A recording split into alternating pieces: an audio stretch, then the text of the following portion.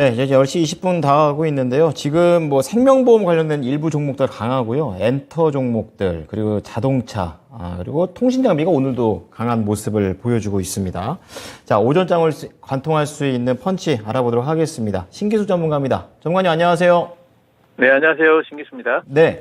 그 미국 증시가 이제 뭐 중요한 지표 앞두고서 약간의 이제 혼조로 거래를 마쳤다면 국내는 그것보다는 좀 더 좋은 모습을 보이고 있습니다. 오전장 어떤 펀치로 이해하면 될까요? 예, 뭐 우리 시장이 미국 시장보다 이제 살짝 강하긴 하지만 그래도 전반적으로 고용 보고서 발표 전에 관망 장세로 정의를 하겠습니다. 네, 등락의 폭은 다르지만 국내 역시 고용 보고서를 보고 있다라는 얘기를 해주시는데요. 좀 더 자세하게 이야기 들려주시죠. 이제 8월 달에 이제 비농업 고용 지표가 오늘 밤에 이제 발표가 되고요. 일단 그러면서 S&P 500 같은 경우에는 이제 일단 브레이크를 잡는 듯한 형태의 이제 봉이 형성이 됐습니다. 아랫꼬리가 있는 양봉이고요. 나스닥이 살짝 빠지긴 했지만 같은 모양새이기 때문에 같은 이제 움직임들을 보이고 있습니다. 제가 뭐 이제 그 차트 보시면은 이 차트는 굉장히 좀 자주 보여드렸기 때문에 이 선은 아마 기억들 하실 거예요. 반등이 나올 만한 구간에서 이제 지지가 될 만한 구간에서 지금 지지가 되고 있기 때문에 브레이크는 잡은 것 같은데 근데 이제 뭐 일단 확인 좀 해볼 필요가 있고요. 일단 8월 달에 실업률 전망치는 3.5%입니다. 이건 이제 전망치가 7월 달하고 같은 건데 지금 이제 시장은 실업률이 좀 사실 높아지기를 좀 바라고 있죠. 예상치를 좀 상회하기를 바라고 있습니다. 왜 그러냐면은 고용이 계속해서 튼튼한 한 경기가 뭐 엄청나게 이제 급속도로 하락하지는 않을 거고 그렇다면 연준의 긴축 기조는 계속해서 이어갈 거기 때문에 지금 연준 위원들 같은 경우에 계속해서 내년까지 금리 인하는 없을 것 같다. 지금 상황으로는. 그럼 연준이 금리 인하를 하기를 기대를 하는 시장 입장에서는 사실 경기가 좀 이제 조금 좀 안 좋아졌으면 하는 기대가 사실 좀 있는 겁니다.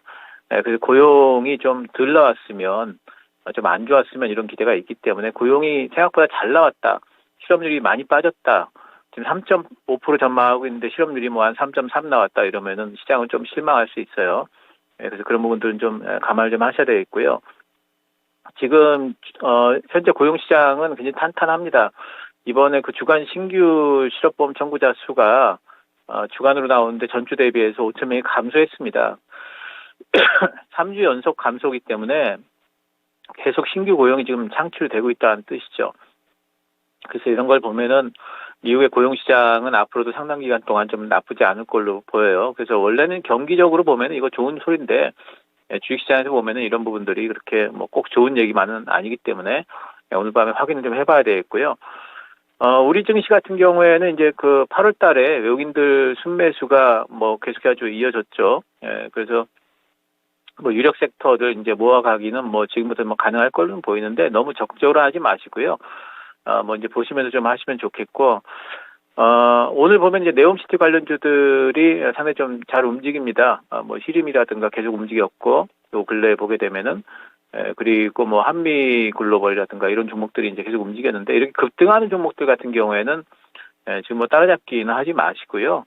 오히려 이제 종목 확산이 될 가능성들이 좀 있습니다. 아직까지도 11월 달에 정상회담이기 때문에 모멘텀이 많이 기간이 남아있다 봐야 돼요. 그래서 지금 이제 토목 쪽도 안 움직이고, 뭐 건자재 쪽도 안 움직이고, 대형 건설주들은 조금 움직이다 마는데, 원전까지도 이쪽 관련해가지고 이제 뭔가 관련주를 좀 봐야 되겠죠. 그래서 종목 확산을 좀 보면서 이렇게 많이 올라가는 종목보다는 제 생각에는 건자재 쪽을 좀 잡아 놓으시면은 모멘텀이 좀 붙으면서 올라가지 않을까 보고 있고요.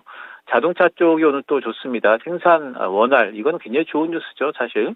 현대차가 지금 좀 윗골을 좀 달고 있습니다만 오늘 이제 슈팅이 좀 나왔는데, 뭐 이제 인플레 감축 법안의 이제 피해 이런 부분들은 조금 더 지켜봐야 된다는 부분이고, 어쨌든 생산이 원활한 부분이 실적 부분에 있어서는 훨씬 더 도움이 된다 이런 거고요. 부품주들, 현대모비스 많이 빠져 있는데요. 부품주들은 사실 그 피해를 많이 안 받거든요. 그래서 생산 원활을 하게 되게 되면은, 부품주들한테는 오히려 수혜입니다. 그래서 현대모비스 같은 종목도 올라갈 거고, SL 같은 종목들은 지금 먼저 미리 올라갔죠. 미국에 공장이 있기 때문에. 그 부품주 중에서 한번 좀 찾아보시면 좋겠고요.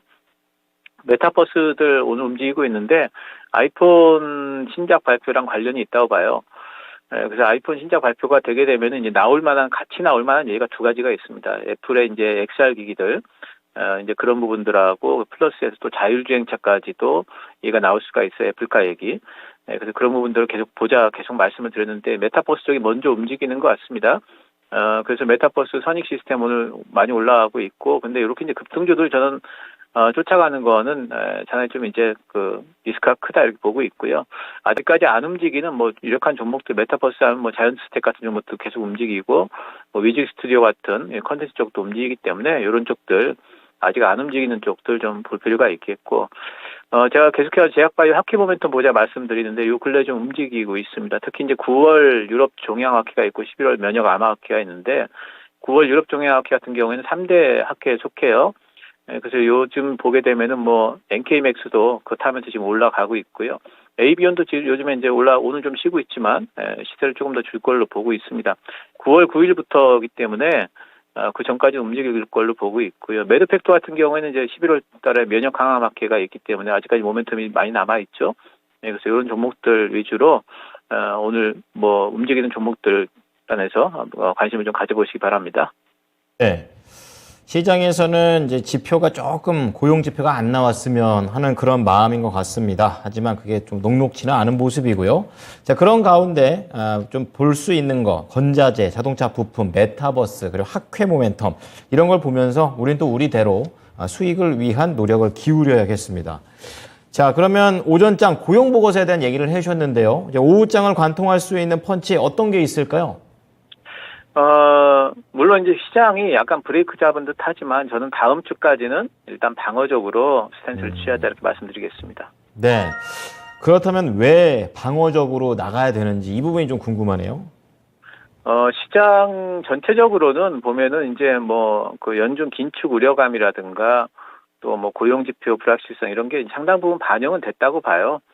그래서 단기 바닥은 좀 나오지 않았나 이런 생각은 하고 있는데, 하지만 뭐 이제 다음 주에 보게 되면은 다음 주에 이제 추석 연휴 바로 전날 만기일에다가 또 추석 연휴가 있죠. 거기에다 추석 끝나자마자 또 CPI 발표 있죠. 이렇게 다발적으로 지금 이벤트가 불확실성이 있는 이런 상태예요. 그래서 그런 구간에서 우리가 너무 적극적으로 바닥 잡았다 이렇게 하기까지는 좀 힘들기 때문에 좀 어느 정도 리스크를 관리할 필요가 있고요. 또 한 가지는 CPI가 이번에 어쩌면 생각보다 좀 세게 나올 수도 있습니다. 왜냐하면은 그동안에 지난번에 CPI 발표한 이후에 천연가스값이 좀 올랐었고, 그리고 유가도 반등이 좀 나왔었거든요. 그래서 이제 그런 부분들이 오히려 지금 8월 CPI에는 오히려 좀 7월 CPI보다 좀 올라가는 형태가 될 수 있어요. 물론 뭐 고점은 찍었다고 봅니다만은 9%대까지는 아니더라도 한 8.89만 올라도 시장이 거기에 충격을 좀 받을 수가 있습니다. 그래서 그런 부분들을 감안해 본다면은 다음 주에 이런 이벤트 다발 구간에서는 조금 방어적인 스탠스가 유리하겠고요. 물론 이제 국내 증시가 8월 달에 환율 엄청 급등했는데 외국인들 매도가 그리 크지 않아 상대적으로 좀 견조합니다. 그래서 이제 뭐 유력 섹터들 모아가기는 가능하겠고, 하지만 모아가기 정도로 분할 매수 정도로 하면 좋겠고, 유력 섹터는 뭐 2차 전지는 제가 이제 꾸준하게 좀 말씀드리고 있죠. 외국인들 러브콜. 그리고 이제 바이오 쪽은 제가 이제 계속해서 학회 모멘텀 말씀을 좀 드리고 있어서 아직까지 좀 남았기 때문에 바이오 쪽도 가능하다 보고 있고요. 반도체 쪽이 요즘 안 좋죠. 안 좋지만은 그럼에도 불구하고 저는 3분기 실적 시즌 때 움직일 쪽이 또 반도체, 또 이번 장 반등이 나오게 되면은 반도체 저가 매수 부분은 분명히 들어올 거다. 이렇게 생각을 좀 하고 있어서 밸류에이션 관점에서 접근이 가능하다 보고 있습니다. 건설 원전 풍력 쪽은 사우디 정상회담, 네옴시티 뭐 이런 쪽으로 해서 종목 확산이 있을 걸로 보기 때문에 그쪽 좀 모아가는 가능하겠고, 게임 미디어 엔터 쪽도 뭐 신작이라든 게임 신작, 또 이제 미디어 컨텐츠 쪽에도 이제 신작 모멘텀, 엔터 쪽에도 이제 새로운 아티스트들 신곡 모멘텀 이런 쪽들이 있죠. 그래서 그런 쪽들 보시면서 시장이 조금 이제 소강 상태일 때는 이런 종목들로 모아가기는 가능하다. 하지만 다음 주는 전반적으로 제가 제일 지금 약간 불안하게 보는 건 CPI예요. CPI가 좀 높게 나올 가능성이 있어서, 그래서 그때까지는 CPI 발표 때까지는 조금 방어적인 스탠스를 취하는 게 좋지 않을까 생각을 합니다. 네, 소비자 물가지수 뚜껑 열어보고 대응하자 좀 이렇게 얘기를 해 주셨습니다. 그리고 유력 섹터와 관련해서는 그동안 신기수 전문가께서 말씀해 주셨던 이런 섹터들 매집 전략 유효하다라고 얘기를 하셨네요. 자, 한 주 동안 고생 많으셨습니다. 네, 감사합니다. 네. 자, 키워드 원투펀치 토마토 투자클럽 신기수 전문가의 의견이었습니다.